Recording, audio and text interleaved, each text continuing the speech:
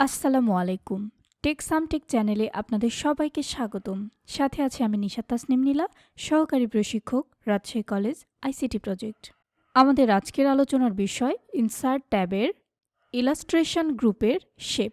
Shape অপশানের উপরে মাউসের কার্সর রাখলে লেখা আছে insert readymade shape such as circle, square এবং অ্যারো। মানে হলো এই শেপের মাধ্যমে আমরা সার্কেল, স্কোয়ার, অ্যারো সহ আরও অনেক ধরনের শেপ অঙ্কন করতে পারি। চলুন দেখে নেওয়া যাক। শেপের ড্রপডাউন মেনুতে ক্লিক করলে এখানে আমাকে অনেকগুলো শেপের ডিজাইন দিয়ে দেওয়া আছে। রিসেন্টলি ইউজ শেপ এগুলো, তারপরে রয়েছে লাইন, রেক্টেঙ্গেল। আমরা একটা একটা করে শিখব। সবার প্রথমে যে শেপের অপশানটা রয়েছে এটা রয়েছে টেক্সট বক্স। আমরা প্রেজেন্টেশনের ক্ষেত্রে এই টেক্সট বক্সের ব্যবহার অনেক বেশি দেখতে পাবো। প্রথমেই আমরা যে শেপ নিয়ে কাজ করব সেটা হচ্ছে রেক্ট্যাঙ্গুলার শেপ। যদি রেক্ট্যাঙ্গুলার শেপের উপরে ক্লিক করি এবং পেজে চলে আসি তাহলে দেখা যাবে আমার মাউসের কার্সরটি চেঞ্জ হয়ে একটা প্লাস আইকন তৈরি করেছে। এমতো অবস্থায় মাউসের লেফট বাটন বা কমান্ড বাটনে ক্লিক করে যদি আমি মাউসটি ড্র্যাগ করে নিই তাহলে আমি যতদূর ড্র্যাগ করব ঠিক তত বড় একটা শেপ আমাকে দিয়ে দেওয়া হবে। এবং আমি দেখতে পাচ্ছি আমার চারপাশে এই যে সার্কেলগুলো উঠে আছে এবং রেক্টেঙ্গুলার শেপের মতো দেখা যাচ্ছে, অর্থাৎ আমার এই শেপটি সিলেক্ট অবস্থায় আছে। শেপটি যদি আমার সিলেক্ট অবস্থায় না থাকে তাহলে এই দাগগুলো দেখাবে না। পুনরায় আমি ভেতরে ক্লিক করে শেপটিকে সিলেক্ট করে নিলাম। শেপটি সিলেক্ট করা অবস্থায় দেখতে পাচ্ছি ড্রয়িং টুলস নামের নতুন একটা অপশান বার আমাকে দিয়ে দেওয়া হয়েছে এবং সেখানে রয়েছে শেপ ফরম্যাট। এই শেপ ফরম্যাটের উপরে ক্লিক করলে এখানে অনেকগুলো নতুন অপশান আমরা খুঁজে পাবো। যার প্রথমেই রয়েছে ইনসার্ট শেপ, অর্থাৎ এখান থেকে আমরা অন্য ধরনের আরও শেপ নিতে পারি। তারপরের গ্রুপটি রয়েছে শেপ স্টাইল। শেপ স্টাইলের ড্রপডাউন মেনুতে ক্লিক করলে অনেকগুলো কালার অপশান আমাকে দিয়ে দেওয়া হবে। এটার কাজ আমরা খুব সহজেই বুঝতে পারছি, মানে শেপটিকে নতুন একটা কালার করা বা নতুন কালারে পরিবর্তন করা। তার পাশের অপশানগুলোতে রয়েছে শেপ ফিল। এখানে বিস্তৃত আকারে কালারগুলো দেওয়া হয়েছে। এখান থেকে যে কোনো একটা কালার আপনার খেয়াল খুশি মতো আপনি সিলেক্ট করে নিতে পারেন। যে কোনো কালার নেওয়ার পর যদি আপনার কালারটি প্রয়োজন না হয় তাহলে নো ফিল থেকে শেপটি একেবারে নো কালার করে দিতে পারেন। আমি যে কোনো একটা কালার করে নিচ্ছি। শেপ ফরম্যাটের সব শেষের গ্রুপটিতে যদি আমরা খেয়াল করি তাহলে আমরা দেখতে পাবো এখানে রয়েছে শেপ হাইটের অপশান এবং নিচে রয়েছে ওয়াইড, অর্থাৎ প্রশস্ততা। এখান থেকে আমরা শেপের হাইট এবং ওয়াইড ঠিক করে নিতে পারি। এখানে যে ড্রপডাউন মেনুগুলো রয়েছে এটার মাধ্যমেও আমরা ছোট বড় করতে পারি, অথবা আমাদের পছন্দ মতো সংখ্যা ক্লিক করেও আমরা ছোট বড় করে নিতে পারি। যেমন আমাদের পতাকা অঙ্কনের জন্য আমাদেরকে শেপ নিতে হয় 10:6, কিন্তু আমি যদি এখানে 10:6 করি তাহলে আমার স্ক্রিন পার হয়ে চলে যাবে। এই জন্য আমি একটু কম অনুপাতিক হারে নিয়ে নিচ্ছি। যেমন আমি এখানে হাইট নিব 3 এবং ওয়াইড নিব 5। তারপরে কিবোর্ড থেকে এন্টার প্রেস করলে আমাকে 5:3 একটি চতুর্ভুজ আকৃতির শেপ দিয়ে দেওয়া হবে। এরপর আমি শেপের বাইরে ক্লিক করে শেপটিকে আনসিলেক্ট করে দিচ্ছি। এই হচ্ছে আমার শেপটি। তারপর পুনরায় ইনসার্ট ট্যাবে গিয়ে শেপ অপশানে গিয়ে আমি একটা ওভাল শেপের উপরে ক্লিক করলাম। তারপরে নিচে এসে যে কোনো জায়গায় মাউসটি ড্র্যাগ করলে আমাকে একটা ওভাল শেপ দিয়ে দেওয়া হবে। কিন্তু দেখা যাচ্ছে আমার ওভাল শেপটি ঠিকমতো গোল হয়নি। আমরা চাইলে এই পাশে যে আইকনগুলো রয়েছে এগুলো টানাটানি করে ছোট বড় করে দিতে পারি। তবে আমরা চাইলে খুব সহজে এটা কিবোর্ডের মাধ্যমেও করতে পারি। তার জন্য পুনরায় ইনসার্ট অপশানে গিয়ে শেপের ড্রপডাউন মেনুতে ক্লিক করে একটা ওভাল আইকনের উপরে ক্লিক করব। তারপরে কিবোর্ড থেকে শিফট প্রেস করে যদি আমরা মাউসটি ড্র্যাগ করি তাহলে আমার বৃত্তটি একেবারে গোল অবস্থায় চলে আসবে।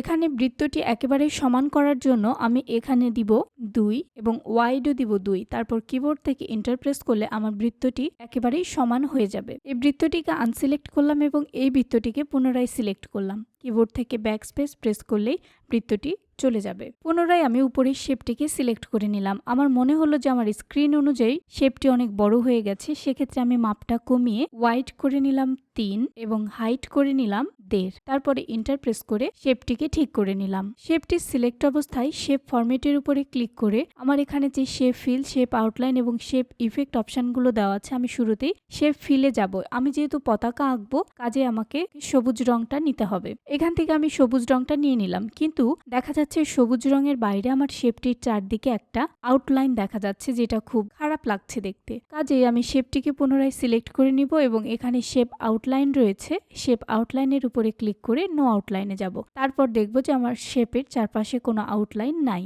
যেহেতু আমি সবুজ অংশটা 3:1 করেছি, কাজে আমাকে বৃত্তটাকেও কমাতে হবে। বৃত্তটাকে কমানোর জন্য আমি পুনরায় শেপটিকে সিলেক্ট করে নিলাম। তারপর শেপ ফরম্যাট অপশান থেকে 1 এবং ওয়াইড অংশেরও 1 লিখে এন্টার প্রেস করলাম। তাহলে আমার বৃত্তটি 1 ব্যাসার্ধের হয়ে গেল। সিলেক্ট করা যে কোনো শেপের উপরে ক্লিক করে আমরা চাইলেই শেপটাকে উপরের দিকে নিয়ে আসতে পারি বা নাড়াচাড়া করতে পারি। আমরা এই সবুজ অংশের মাঝখানে এটা বসানোর চেষ্টা করলাম। আমরা দেখলাম বৃত্তের কালারটা নীল আছে, এখান থেকে শেপ ফিল থেকে আমরা বৃত্তের কালারটা টুকটুকে লাল রঙের করে দিব। কিন্তু দেখা যাচ্ছে শেপের বাইরে একটা কালো আউটলাইন রয়েছে। আমাদের পতাকাতে এই ধরনের কালো আউটলাইন নাই, এই জন্য আমরা নো আউটলাইন করে দিলাম। তারপরে আমাদের যেটা প্রয়োজন সেটা হচ্ছে পতাকার জন্য একটা বাঁশ থাকে, সেটাও আমরা দিব। পুনরায় আমরা ইনসার্ট ট্যাবে গিয়ে শেপ অপশানে গিয়ে এই রেক্টেঙ্গুলার শেপটাকে নিলাম। তারপরে এখান থেকে একটু প্রেস করে ধরে মাউসটি প্রেস করে দিয়ে চতুর্ভুজটি লম্বা আকৃতির করে নিলাম। যেহেতু শেপগুলো চাইলে আমরা সরানোরা করতে পারি, কাজে এটাকে আমরা পতাকার কাছাকাছি নিয়ে চলে আসব।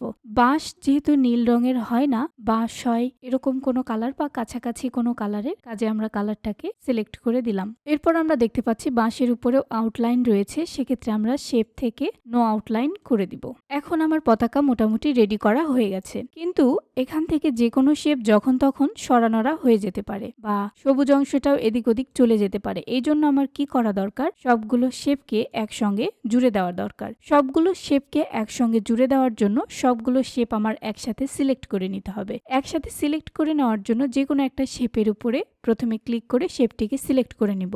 এরপর কিবোর্ড থেকে কন্ট্রোল প্রেস করে ধরে রেখে পরবর্তী শেপগুলোর উপরে ক্লিক করলে পুনরায় সবগুলো শেপ সিলেক্ট হয়ে যাবে। এমতো অবস্থায় যদি আমি বাইরের দিকে ক্লিক করি তাহলে সবগুলো আবার আনসিলেক্ট হয়ে যাবে। তাই কি করব, যে কোনো একটা শেপের উপরে ক্লিক করে সেটিকে সিলেক্ট করে নিয়ে কিবোর্ড থেকে কন্ট্রোল প্রেস করে বাকি শেপগুলো সিলেক্ট করে নিব। তারপর যে কোনো একটা শেপের উপরে মাউসের কার্সরটি রেখে মাউসের অপশন বাটন বা রাইট বাটনে ক্লিক করলে অনেকগুলো অপশন বেরিয়ে আসবে। এখানে খেয়াল করলে নিচের দিকে দেখতে পাবো আমরা গ্রুপ নামক একটি অপশন। গ্রুপ অপশনে প্রবেশ করে তার পাশে গ্রুপ অপশনে গিয়ে যদি আমরা ক্লিক করি তাহলে আমি দেখতে পাবো যে আমাকে 3টা শেপ মিলিয়ে একটা শেপ করে দেওয়া হয়েছে। যদি আমি আনসিলেক্ট করি এবং এগুলোকে নড়ানড়ি করার চেষ্টা করি তাহলে সবগুলো একসাথেই নড়াচড়া হয়ে যাবে, এবং যদি আমি এগুলোকে সিলেক্ট করি তাহলে 3টি শেপ একসাথেই সিলেক্ট হয়ে যাবে। শেপের আরো অনেক ধরনের কাজ রয়েছে। শেপের মাধ্যমে আমরা প্রেজেন্টেশনকে সুন্দরভাবে ডিজাইন করতে পারি। এছাড়াও শেপের মাধ্যমে আমরা ছবি নিয়ে বিভিন্ন ধরনের কাজ খুব সহজে করতে পারি।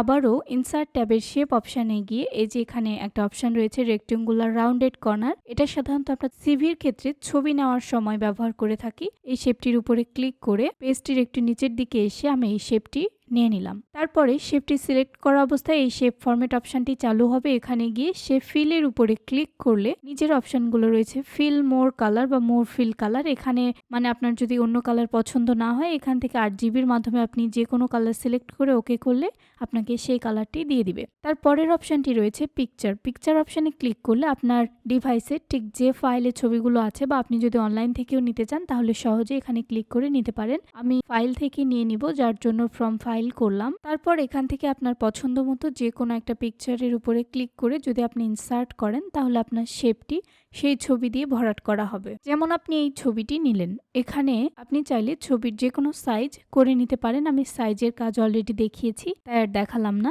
এমতো অবস্থায় শেপটি সিলেক্ট হয়ে আছে, যদি আপনি বাইরে ক্লিক করেন তাহলে শেপটি আনসিলেক্ট হয়ে যাবে এবং এর উপরে ক্লিক করলে পুনরায় সিলেক্ট হবে। আপনি ঠিক যখন একটা পিকচার নেবেন তখন আপনাকে পিকচার টুল নামে আরেকটি অপশন দেওয়া হবে এবং আসবে পিকচার ফরম্যাট। যদি এই পিকচার ফরম্যাটের উপরে আপনি ক্লিক করেন তাহলে পিকচারের জন্য আরো অনেকগুলো ডিজাইন এখানে দেওয়া হবে, যেমন রয়েছে remove background, correction, colour, artistic effect. এগুলো আমরা অবশ্যই দেখব। আমরা অনেক সময় ফোনের মাধ্যমে এটা করে থাকি, বিভিন্ন কালার চেঞ্জ করে থাকি, কখনো ব্রাইটনেস, ফ্রেশ, তারপরে এরকম পেন্সিল স্কেচ, এরকম অনেকগুলো অপশান থাকে যেগুলো আমরা ব্যবহার করে থাকি। যেমন এই আর্টিস্টিক ইফেক্টের উপরে গিয়ে আমি এই যে পেন্সিল স্কেচটিকে ক্লিক করলাম এবং আমার ছবিটি পেন্সিলের মতো দেখাচ্ছে। এবং শুরুতেই আপনি ছবিটি এরকম করার পর যদি আপনার এই ছবিটি ভালো না লাগে তাহলে আর্টিস্টিক ইফেক্টের শুরুতেই দেওয়া আছে নান বা নর্মাল, এটা হচ্ছে আপনার ছবিটিকে আবার আগের মতো করে দিবে। তারপরে রয়েছে picture border, picture effect, picture border মানে ওই যে ঠিক একইভাবে নো আউটলাইন করার মতো শেপের, অথবা আপনি যদি আউটলাইনটা বড় করতে চান সেক্ষেত্রে এখানে ওয়েটে গিয়ে আউটলাইনটিকে বড় বা মোটা করতে পারেন, পাতলা করতে পারেন, অথবা এখান থেকে নো আউটলাইন করতে পারেন। এখানে আউটলাইনের আরো অনেক ডিজাইন রয়েছে, আপনি চাইলে আউটলাইনটা আপনার পছন্দ অনুযায়ী করতে পারেন। আমি যদি এই ডিজাইনটি সিলেক্ট করি তাহলে দেখেন আমার আউটলাইনটি পরিবর্তন হয়ে গেছে। এখান থেকে আমরা সাইজ কম বেশি করে নিতে পারি, যেমন আমরা যদি এখানে দিই 2 হাইট এবং ওয়াইডও যদি দিই 2, তারপরে এন্টার প্রেস করলে আমার ছবিটা কিন্তু 2x2 হয়ে গেছে। আমি যদি 1 করে দিই, হাইট 1 এবং ওয়াইডও 1, তারপরে এন্টার প্রেস করলে ছবির পরিমাপটাও 1x1 হয়ে গেছে। এভাবে শেপের মাধ্যমে আমরা খুব সহজেই ছবি নিতে পারি, অথবা যে কোনো শেপ নিয়ে ইচ্ছে মতো ডিজাইন করতে পারি। চাইলে আমরা শেপগুলোকে খুব সহজেই সরানোড়া করতে পারি, আমার যেখানে প্রয়োজন হবে আমি সেখানে শেপগুলোকে নিয়ে যেতে পারি। শেপের আরো অনেক ধরনের কাজ রয়েছে, আমরা কালকের ক্লাসে আরো বিস্তারিত শিখব। আজকের শেপের কাজ মোটামুটি এ পর্যন্তই। এতক্ষণ আমাদের সাথে থাকার জন্য অসংখ্য ধন্যবাদ। চ্যানেলটি আপনার জন্য হেল্পফুল হয়ে থাকলে অবশ্যই পাশে থাকবেন। ধন্যবাদ।